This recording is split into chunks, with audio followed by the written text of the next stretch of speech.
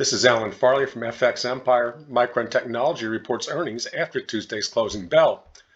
Taking a look back, the stock posted an all-time high all the way back in 2000 and then entered a very tough period.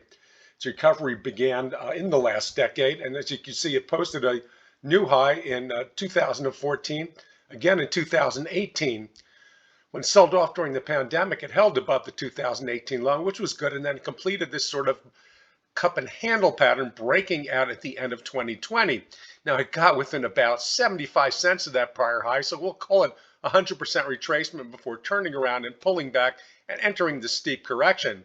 Taking a look at the monthly stochastic, you can see we're still not quite at the oversold level.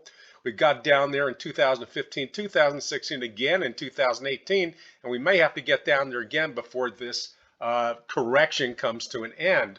Now, the stock is stuck just below the 200-day moving average in the mid-70s, and I think it could really go either way on a Tuesday, but I do think we're going to start to see some bottoming action in the fourth quarter, and that's probably more important to Micron shareholders than the actual result after that news.